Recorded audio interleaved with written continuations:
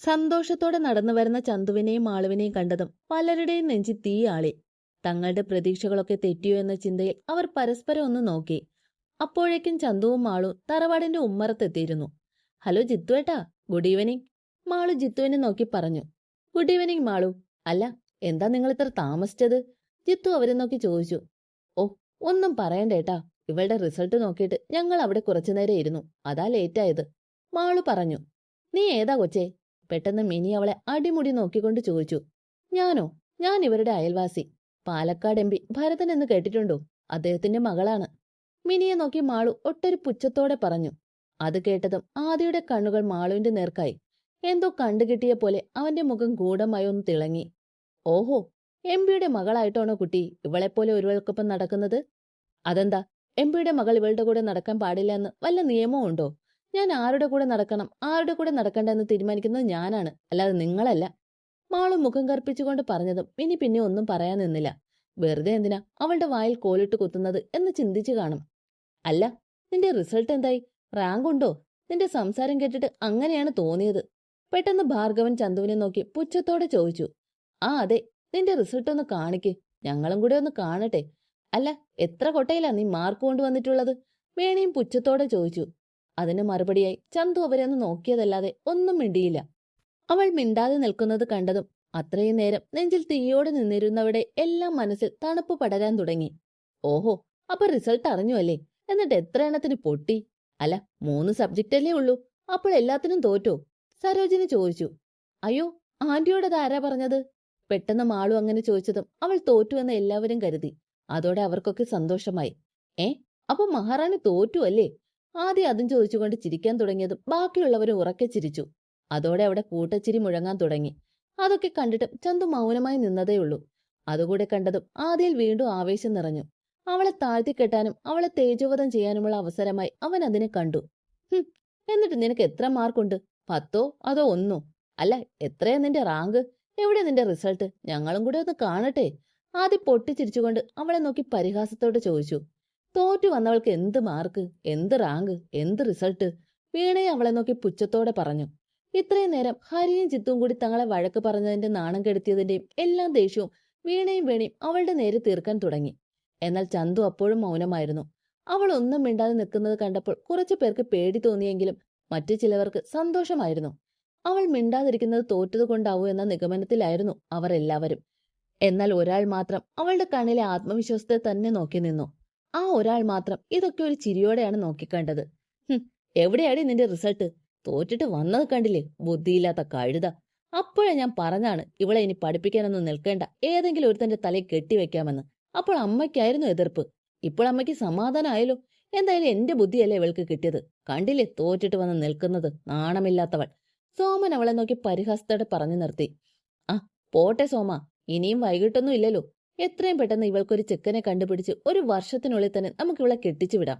സോമൻ പറഞ്ഞത് കേട്ട് ഭാർഗവൻ ഗൂഢമായ ചിരിയോടെ പറഞ്ഞു.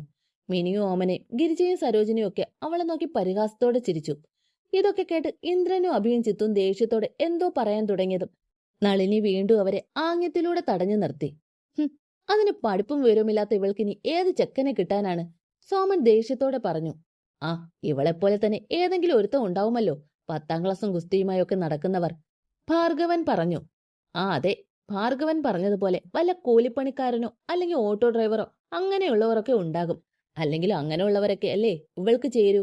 ഓമനെ അവളെ നോക്കി പുച്ഛത്തോടെ പറഞ്ഞു. ചന്തു, ഇനിയെങ്കിലും നീ മനസ്സിലാക്ക്, നിനക്ക് അടുക്കളയിൽ വെച്ച് വിളമ്പാനും ഇവിടത്തെ തൊഴുത്തു കഴുകാനും പശുവിനെ നോക്കാനും ഒക്കെ കഴിയൂ. പഠിക്കാൻ കഴിവില്ലാത്തത് ഒന്നും ഒരു തെറ്റല്ല. പക്ഷെ ഈ പഠിത്തം, കോളേജ്, ജോലി ഇതൊക്കെ എന്റെയും സരോജിനിയുടെയും ഓമനയുടെയും മക്കൾക്കൊക്കെ പറഞ്ഞിട്ടുള്ളതാണ്, അല്ലാതെ നിന്നെപ്പോലെ ബുദ്ധിയില്ലാത്തവളുമാർക്കല്ല. ഇനിയെങ്കിലും നീ അത് മനസ്സിലാക്കി ജീവിക്ക്. ഇത്ര അഹങ്കാരം കാണിച്ച് നടന്നതിന് നിനക്ക് കിട്ടിയ അടിയായത്. ഇതാ പറയുന്നത്, ആന വാ പൊളിക്കുന്നത് കണ്ട് അണ്ണാൻ വാ പൊളിക്കരുതെന്ന്. ഗിരിജ അവളെ ഒരു പുച്ഛത്തോടെ പറഞ്ഞു നിർത്തി. ഓ, എന്തൊക്കെയായിരുന്നു ഇവിടെ നിറങ്ങി പോകുമ്പോ തമ്പുരാട്ടി പറഞ്ഞത്. ഞാൻ പാസ്സാവും, മധുരം തരും, അതും എന്റെ കൈകൊണ്ട്. അത് കഴിക്കണം, കഴിക്കാതെ ഇരിക്കരുത്. എനിക്ക് അപ്പോഴേ അറിയാമായിരുന്നു ഇവൾ തോറ്റിട്ടേ വരുള്ളൂ എന്ന്. എടി, നിന്റെയൊക്കെ ജീവിതം ഏതെങ്കിലും ഒരുത്തന്റെ എച്ചിലും വിഴുപ്പും ഒക്കെ എടുത്ത് ജീവിക്കാനുള്ളതാണ്.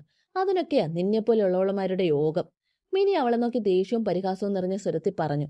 അതുകൂടെ ആയതും ചന്തു ഒരല്പം മുന്നോട്ട് കയറി നിന്നു. ഒരു നിമിഷം മാറി കൈകെട്ടി നിന്നുകൊണ്ട് അവൾ എല്ലാവരെയും നോക്കി. കഴിഞ്ഞോ? പെട്ടെന്നുള്ള അവളുടെ ചോദ്യം കേട്ടതും എല്ലാവരും പരസ്പരം ഒന്ന് നോക്കി. എല്ലാവരുടെ ഊഴം കഴിഞ്ഞില്ലേ? ഇനി ആർക്കും ഒന്നും പറയാനില്ലല്ലോ. പറയാനുള്ളവർ ഉണ്ടെങ്കിൽ എത്രയും പെട്ടെന്ന് പറയണം. അതുകൂടി കഴിഞ്ഞിട്ട് വേണം എനിക്ക് പറയാനുള്ളത് തുടങ്ങാൻ. അവളുടെ ആ ചോദ്യവും നിൽപ്പും ഒക്കെ കണ്ടതും എല്ലാവരും ഒന്ന് സംശയിച്ചു. ഓമന വല്യമ്മേ, അമ്മായിമാരെ, വേണിച്ചേച്ചി, വീണ ചേച്ചി, അപ്പോൾ ആർക്കും ഇനി ഒന്നും പറയാനില്ലല്ലോ. ഇനി പറയാൻ അവസരം തന്നില്ല എന്ന് പറയരുത്. ചന്തു ഒരു ചിരിയോടെ അവരെ നോക്കി പറഞ്ഞു. അവൾ എന്താണ് പറയാൻ പോകുന്നതെന്ന് അറിയാതെ അവരൊക്കെ പരസ്പരം നോക്കി നിന്നു. നിങ്ങളൊക്കെ നിങ്ങളുടെ അഭിപ്രായം പറഞ്ഞ സ്ഥിതിക്ക് ഇനി എനിക്ക് പറയാനുള്ളത് ഞാൻ പറയാം. തന്നെ അന്തം വിട്ട് നോക്കിക്കൊണ്ട് നിൽക്കുന്നവരെ നോക്കി അവൾ ഒരു ഗൂഢമായ ചിരിയോടെ പറഞ്ഞു. ഏയ് ചന്തു, അതങ്ങനെ പറയാനുള്ളതല്ല, കാണിച്ചു കൊടുക്കാനുള്ളതാണ്. അതാകുമ്പോ ആർക്കും പിന്നെ സംശയമൊന്നും ഉണ്ടാകില്ല. ചിത്തുവേട്ടാ, ആ TV ഒന്ന് ഓണാക്കി. ചന്തു പറഞ്ഞത് കേട്ട് മാളു ഒരു ചിരിയോടെ ആദ്യം ചന്തുവിനോടായും അതിനുശേഷം ജിത്തുവിനോടായും പറഞ്ഞു. എന്താ? മാളു പറഞ്ഞത് മനസ്സിലാവാതെ ജിത്തു അവളെ നോക്കി ഒന്നുകൂടി ചോദിച്ചു.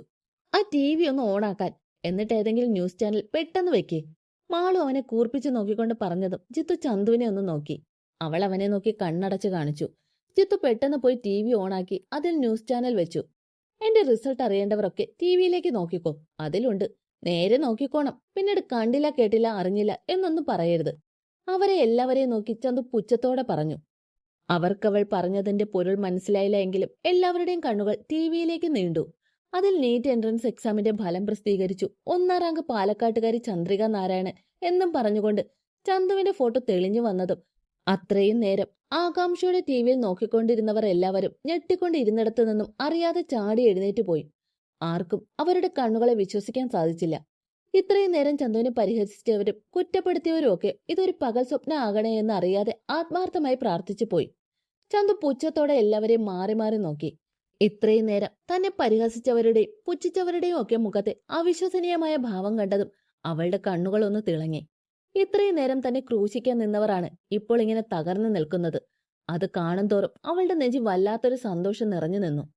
ചന്തു, ഇത് സത്യമാണോ മോളെ? നീയാണോ സ്റ്റേറ്റ് ഹോൾഡർ? നീയാണോ ഫസ്റ്റ് റാങ്ക് വാങ്ങിയത്? ജിത്തു അവളുടെ അടുത്തേക്ക് വന്ന് സന്തോഷത്തോടെ ചോദിച്ചു. അതെ ഏട്ടാ, ഏട്ടന്റെ ഈ അനിയത്തിക്കുട്ടിയാണ് എൻട്രൻസ് എക്സാമിന് ഫസ്റ്റ് റാങ്ക് വാങ്ങി പാസ്സായത്. ചന്തു അവനെ നോക്കി നിറഞ്ഞ ചിരിയോടെ പറഞ്ഞു. ഇന്ദ്രനും അഭിയും അവളെ സന്തോഷം കൊണ്ട് കെട്ടിപ്പിടിച്ചു. ഭാനു കൈകൾ കൂപ്പി ഈശ്വരനോട് നന്ദി പറഞ്ഞു. ചന്തു അച്ചമ്മയുടെ അടുത്ത് പോയി. അച്ചമ്മേ, അച്ചമ്മയുടെ ഈ പേരക്കുട്ടി എൻട്രൻസ് പാസ്സായി.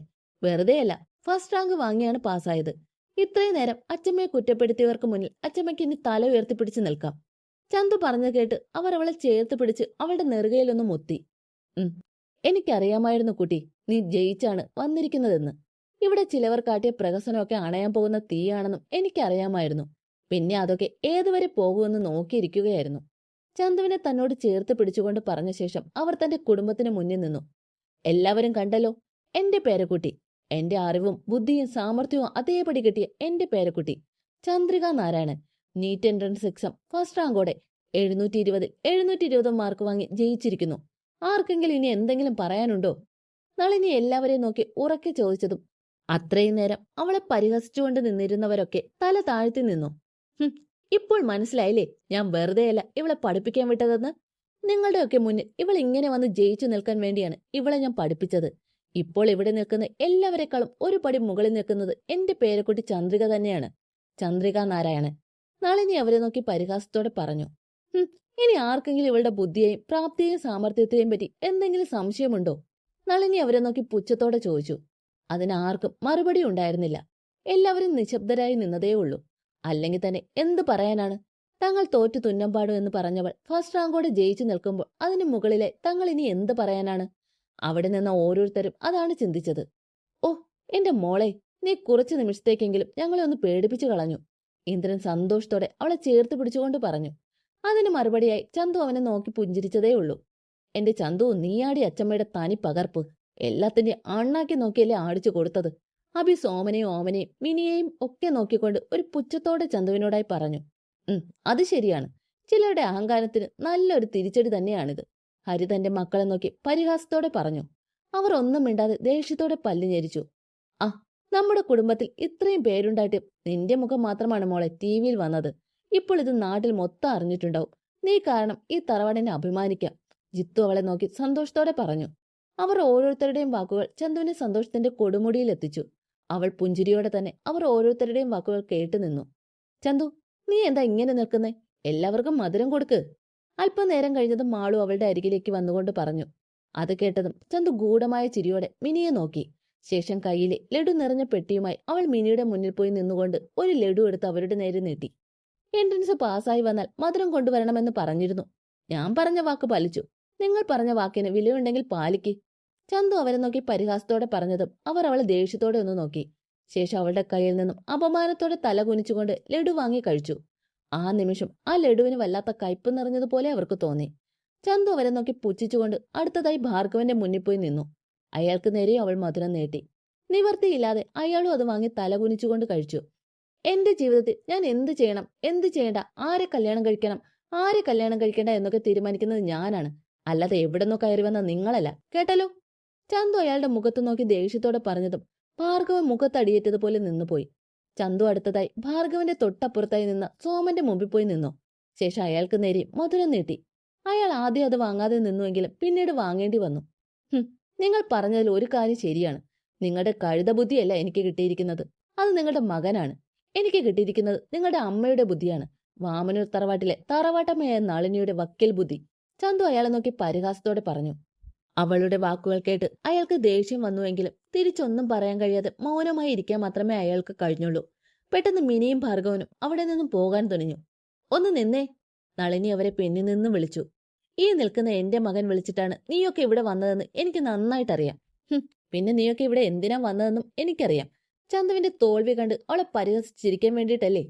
അവർ അവരെ നോക്കി പുച്ഛത്തോടെ പറഞ്ഞതും അവർ ഒന്നും മിണ്ടാനാവാതെ മുഖം കുനിച്ചു നിന്നു. ഇവിടെ ഉള്ളവരും നിങ്ങളും അവളെപ്പറ്റി കുറെ പറഞ്ഞു, പരിഹസിച്ചു, കുറ്റപ്പെടുത്തി. എന്നിട്ട് ഞാൻ ഒരു അക്ഷരം മിണ്ടാതെ ഇവിടെ ഇരുന്നത് എന്തിനാണെന്ന് ഇപ്പോൾ മനസ്സിലായോ? നളിനി ചോദിച്ചത് കേട്ട് മിനിയും ഭാർഗവനും ചന്തുവിനെ പരിഹസിക്കാൻ മുന്നിൽ നിന്ന മറ്റുള്ളവരും നാണക്കേട് കൊണ്ട് തല കുനിച്ചു നിന്നു. എനിക്കറിയാമായിരുന്നു അവൾ ഇവിടെ വന്നത് ജയിച്ചിട്ടാണെന്ന്. നിങ്ങൾ പരിഹസിച്ചപ്പോൾ, കുറ്റപ്പെടുത്തിയപ്പോൾ അവൾ മിണ്ടാതെ നിന്നത് വെറുതെയല്ല, നിന്റെയൊക്കെ മുന്നിൽ തലയുയർത്തിപ്പിടിച്ച് നിൽക്കാൻ വേണ്ടിയായിരുന്നു. ഇവൾ എന്റെ പേരക്കുട്ടിയാ, എന്റെ നാണുവേട്ടന്റെ ക്ഷമയും സ്നേഹവും മനക്കരുത്തും ധൈര്യവും കിട്ടിയ എന്റെ പേരക്കുട്ടി. ഉറച്ച ശബ്ദത്തിലുള്ള അവരുടെ വാക്കുകൾക്ക് മുന്നിൽ ആർക്കും യാതൊന്നും തന്നെ പറയാനുണ്ടായിരുന്നില്ല.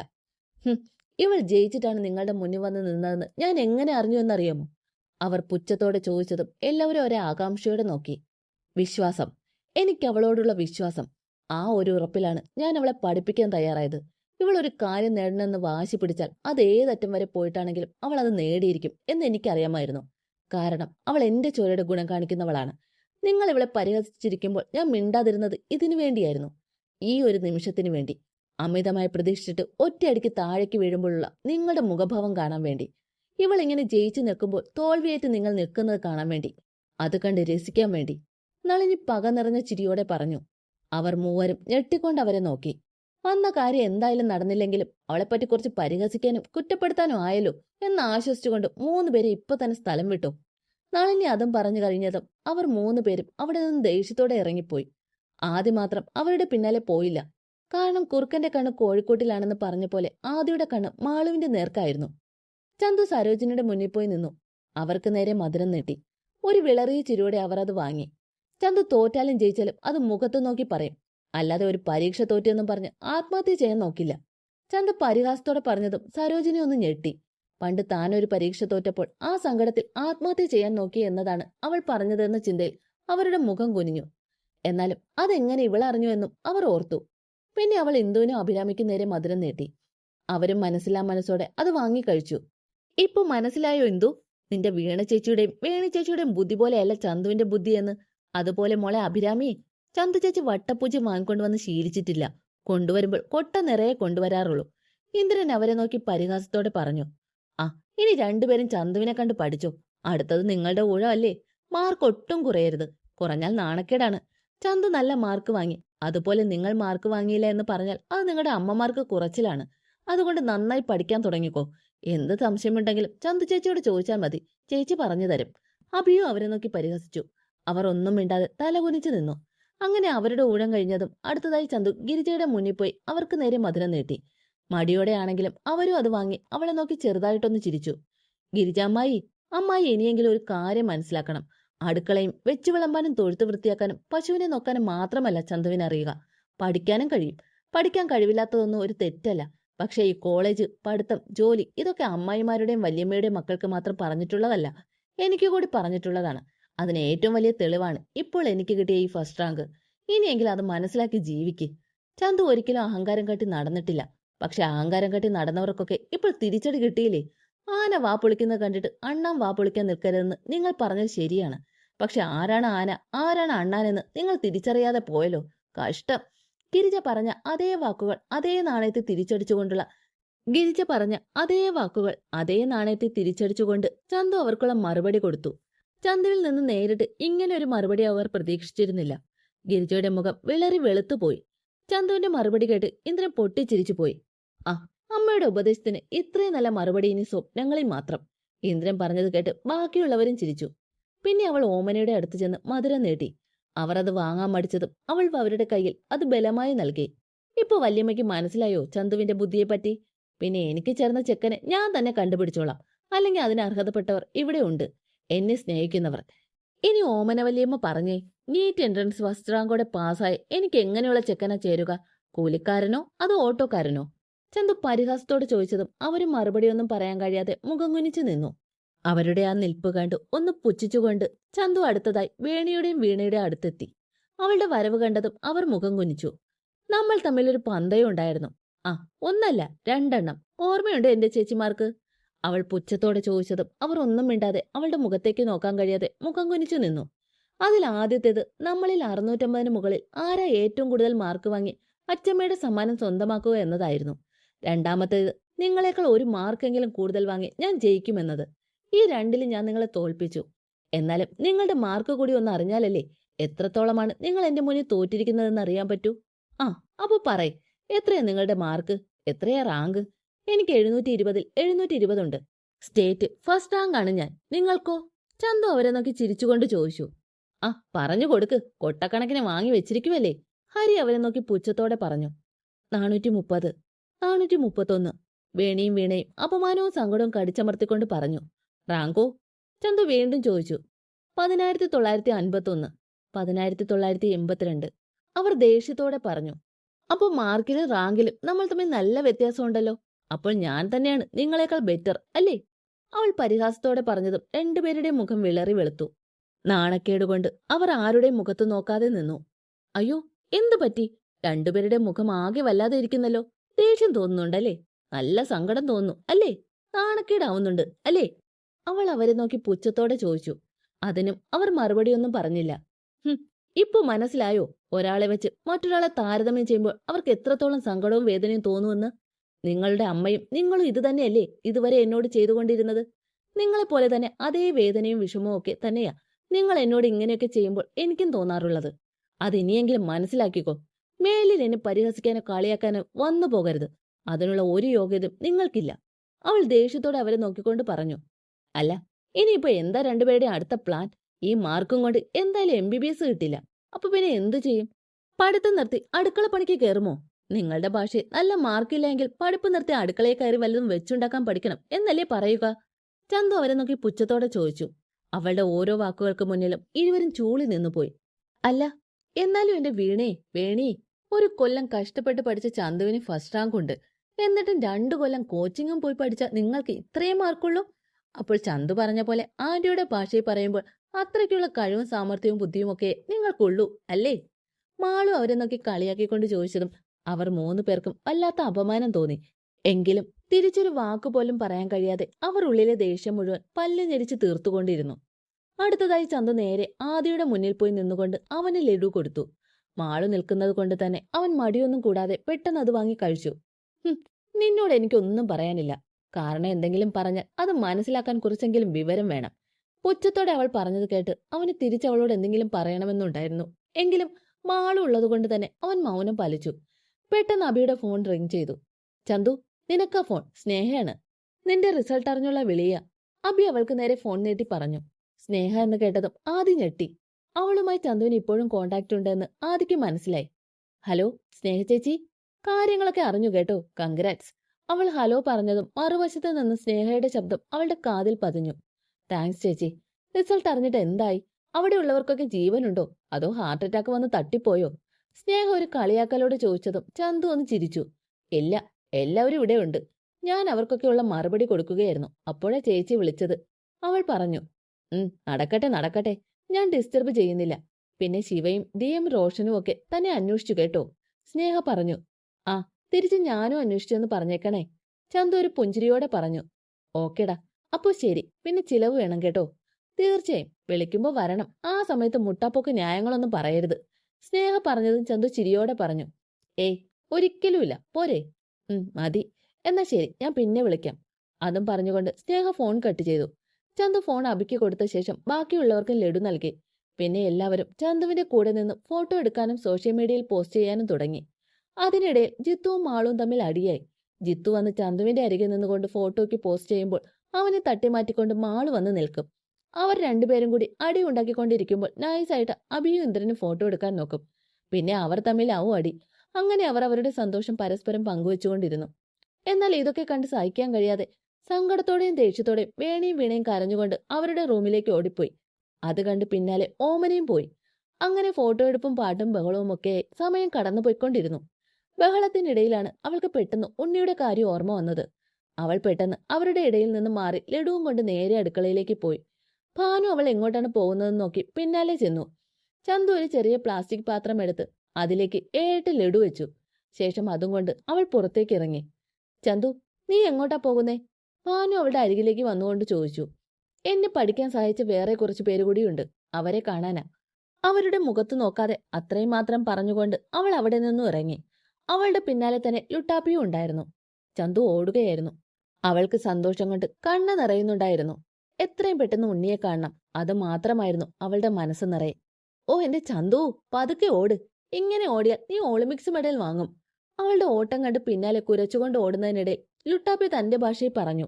എവിടെ? ആര് കേൾക്കാൻ? തൊട്ടു പിന്നാലെ അവന്റെ ആത്മകഥം വന്നു. എന്നാൽ എത്രയും പെട്ടെന്ന് ഉണ്ണിയുടെ അരികിൽ എത്താനുള്ള വ്യഗ്രതയോടെ അപ്പോഴും ചന്തു മുന്നോട്ട് ഓടുകയായിരുന്നു.